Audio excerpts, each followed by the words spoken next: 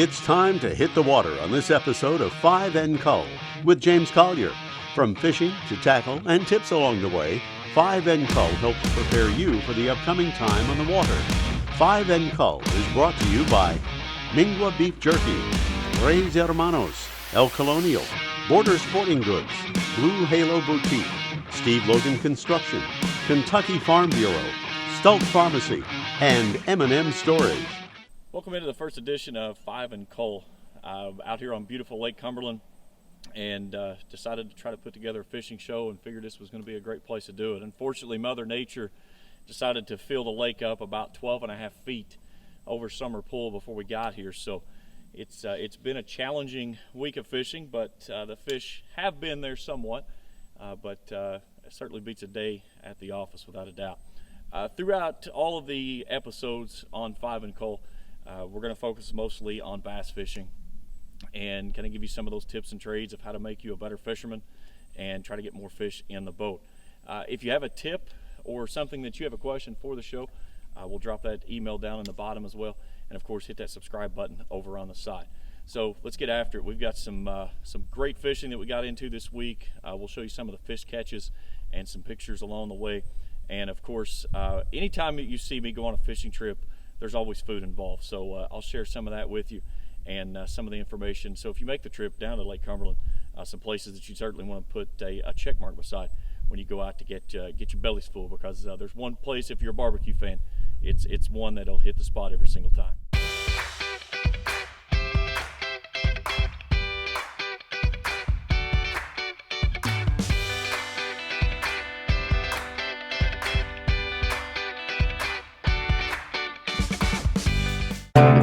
First stop of the morning on beautiful Lake Cumberland, pulling up on one of my favorite points that I like to fish.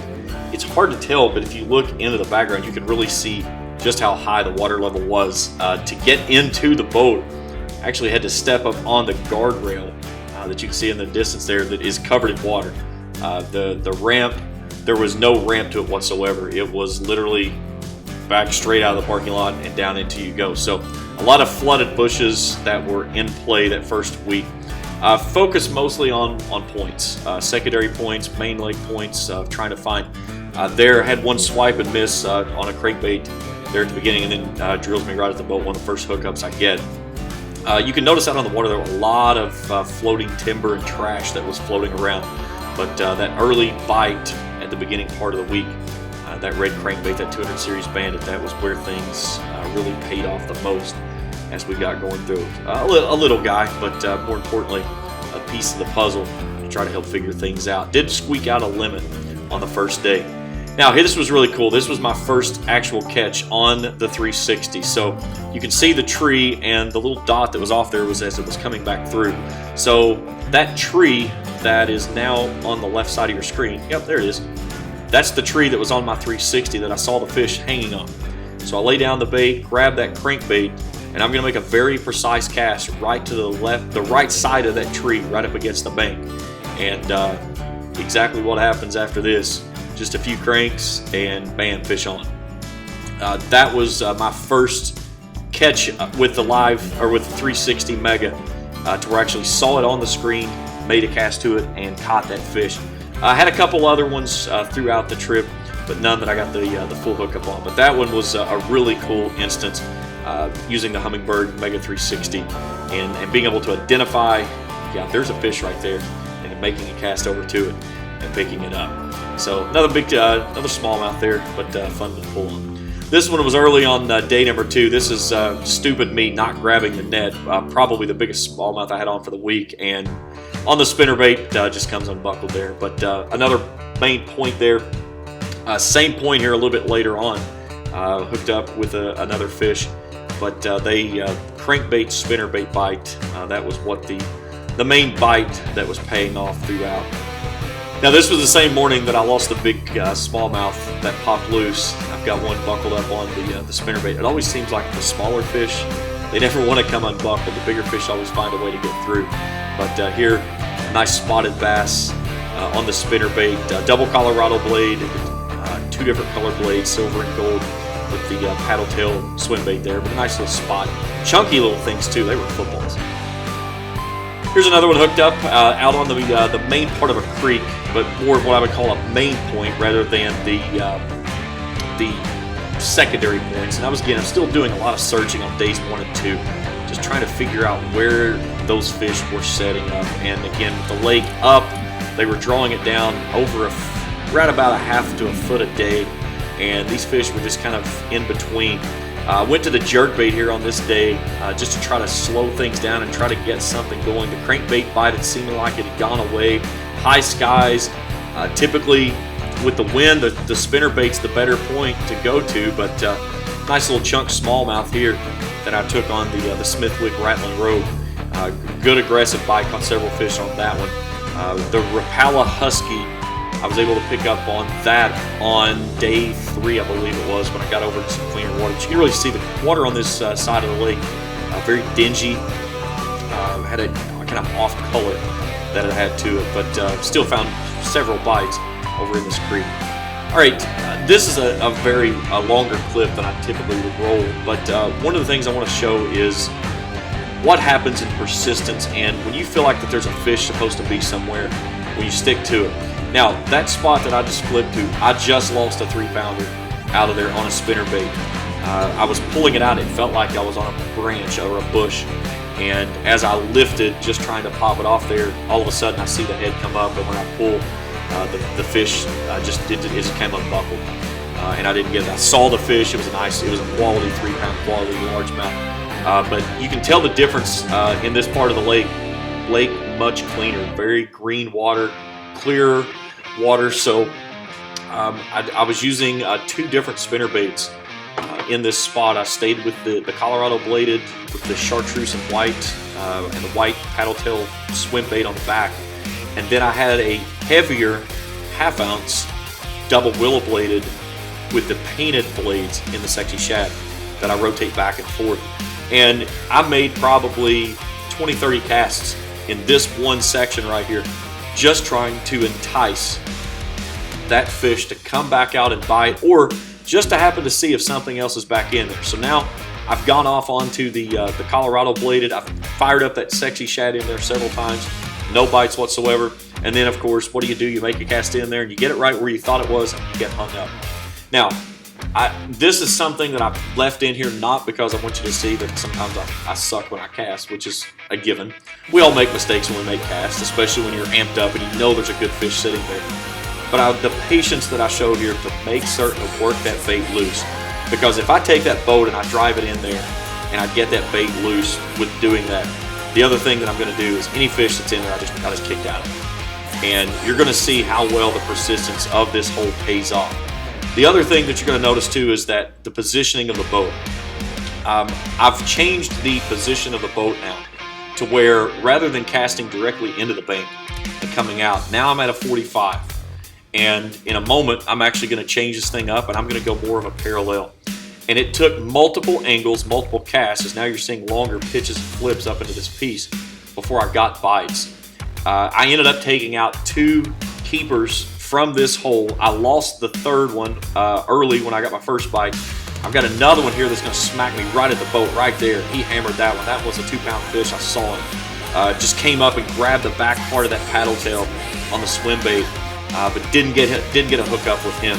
But there was 4 hookups that I had out of this one little spot here, and it was all about just changing the angle, changing the presentation, showing different baits, and taking the time to put multiple casts into the same spot. And I've seen this happen so many times out on the lake. Someone rolls up, they make a cast, they catch a fish, and bam, they're out of there. Like, okay, I've caught the only fish that's there, and there's a nice little smallmouth. It wasn't a keeper smallmouth, but it gave me the confidence of saying, hey, wait a minute, maybe there's something else that's going on here, because I've had 3 bites out of this one hole, and maybe I need to keep rocking through this. So the difference in the cast, changing the bait, the presentation. The one thing as I went back and looked at this that I wish that I had done is I wish that I would have picked up a piece of plastic and fired up in there. Later on in the week, I started picking up some bites on the Z-Man TRD, as we call it, the turd, the Ned rig. I wish that I had tossed that up in there at least a couple of times to see if I could have maybe lured that big largemouth out of there. after I missed him on the spinnerbait. But that's the downside of sometimes you get so ramped up of going in there with the chunk and grind method that you forget sometimes maybe you got to slow it down just a little bit and finesse. Okay, so now I've switched over to a different spinnerbait. Gone back into that heavier double willow bladed. With the nice part with a heavier bait is it got the quick fall. So the Colorado blade had a little flutter to it because of those two big blades on it, and it was lighter weight. It was a 1/4 ounce. The big heavy 1/2 ounce, it was, especially on the days when I got around a lot of leaves, it got me underneath those leaves quickly so I didn't get tangled up on it. And it got me down underneath it to where I could get to the fish. But here we got one that's going to pound this thing right at the boat. I had several to chase it out.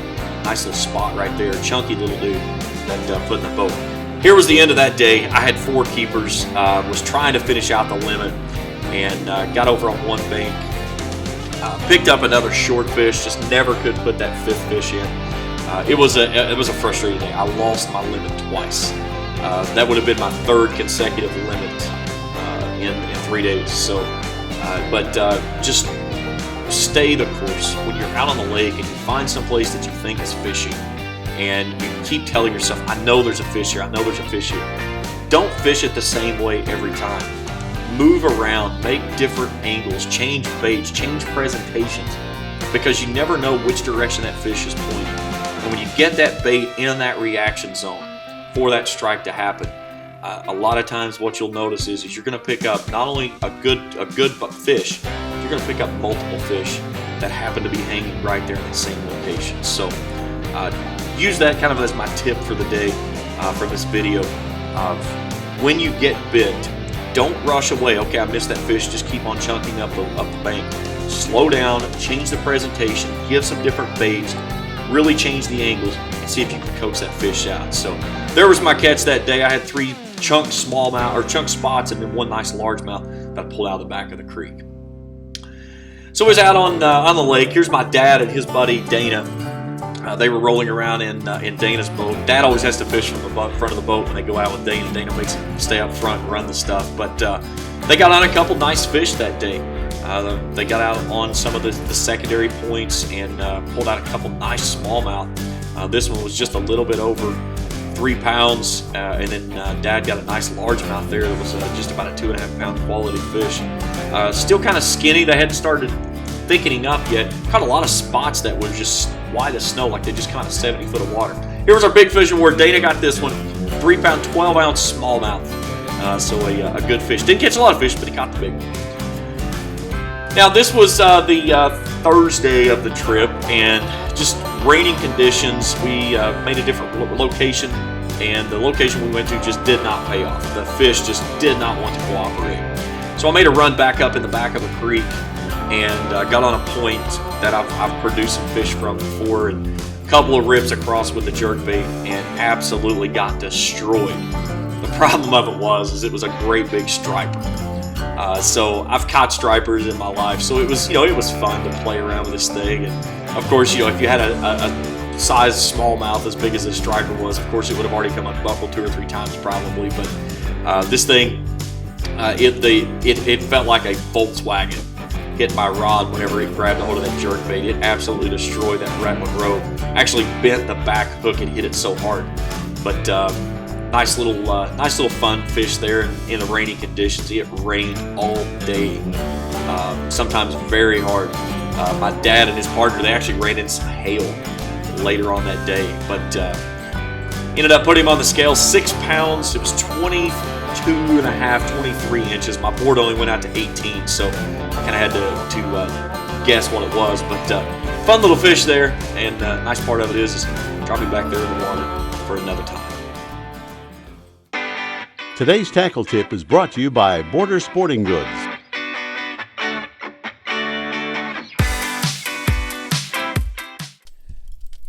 All right, let's dig into the tackle box and let's take a look at what we had this week that was very productive. 3 main baits that seem to pay off more than anything: jerkbait, crankbait, spinnerbait, multiple versions of each.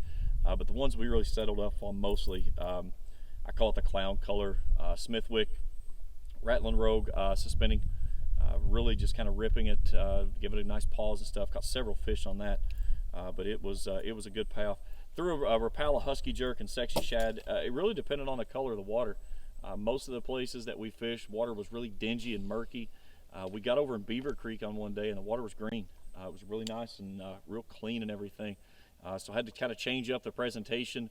Went more to that, away from that bright flash green or chartreuse color, and more into the sexy shad and the kind of natural colors to get the bites over there. The crankbait of choice, obviously, if you know me, I fish bandits. I live by them. So 200 series bandit there in the red fire tiger. That one right there paid off big time at the beginning of the week. Threw a couple other colors. The kind of the perch color got a little bit of that. A few bites on it as well when we got into kind of the in-between water, if you will, from there. And then the spinnerbait that paid off the biggest most of this week was the double Colorado bladed. This is a Strike King, just a little 3-inch paddle tail swim jig or swim bait on the back of it, and then the two colored blades, the silver blade on the top and the big gold blade on the bottom. That one right there was when I was really in the dirty water, especially at the beginning of the week. That's when this one paid off the best. When I got into the cleaner water and when the water started to clear, went to more of the double willow bladed, sexy shad, painted blades, half ounce as well. Something that we ran into a lot this week, a lot of clutter on the surface. There was a lot of leaves, a lot of floating timber. It made running very difficult. Sometimes we were stuck kind of where we were trailering to. You just could not run. It wasn't safe. So the other side that we ran into, a lot of leaves on the water. It's almost like you're fishing in fall time. I went to the half ounce on when I got around that because it really would punch through those holes and get down into the water. And then this right here, this was a 1/4 ounce. So if I was trying to just keep it just under the surface, really slow rolling it, get that nice subtle fall, just enough to keep that kind of tail on the back there, just kind of paddling back and forth. That's what I was going after. I threw several other different things, but those were the main ones that paid off the most. Of course, again, if you know anything about me, you know my equipment, what I run. Everything straight up with P-line. Arguably, I think the best line in the business. In most of my rods, I'm throwing either 10-pound or 15-pound fluorocarbon. I like the fluorocarbon. It's very abrasive resistant. It doesn't have the memory, and it casts very, very well. So all of those on that, running the skeet reese rods, all the different rods, the spinner baits, cranky sticks. I think their cranky sticks are one of the best ones I've had out there by Eagle Claw, and you get a fish hooked up. Typically, it's not going to bounce loose. So, all right, this is the segment of the show I'm going to call the wrap up. This is kind of where I sneak in a little bit of anything. And the first thing I want to drop in here, this was the Lake Cumberland Dam. We drove down behind it, and it had 8 of the 10 gates were open. And it looked like they probably wasn't open more than maybe 2 feet. But the amount of water that was being generated across that dam was unbelievable. It was like being around the ocean. You could see the turbulence of the water as it was generating up, casting up the waves onto the bank with some serious swells. The fishing really suffered because of the way they were dropping. The fish just could not stand still where they wanted to be. Of course, anytime I do these, I'm going to make the trip. We're going to talk about food. And if you go down to Lake Cumberland over in Albany, Hunter's Barbecue, the pig on the roof in the red, only open Wednesday, Thursday, Friday, but the food is unbelievable. Had some pulled pork, some tenderloin, some shoulder, chicken breast, coleslaw potato salad. Here was our dinner one night. I made some hobo burgers. It's burgers, onions, peppers on the coals. Eat it up and enjoy it. So, guys, that's going to do it for episode number 1 as we strap the rods in and get ready to make the run back over to the dock. But the first episode was certainly a joy to put together. And, you know, the most important part of this, even though the fishing wasn't exactly where we'd hoped it had been, as it had been absolutely on fire before we got to the lake the week before, the nice part of it was it was a beautiful day to be out on the water just about the entire week, even on the days when it rained. So, until next time, enjoy the time that you get to spend on the water, tight lines, and hey, if you have a tip, shoot me a message and let me know what you think. For 5 N Cull, I'm James Collier. Good fishing, everyone.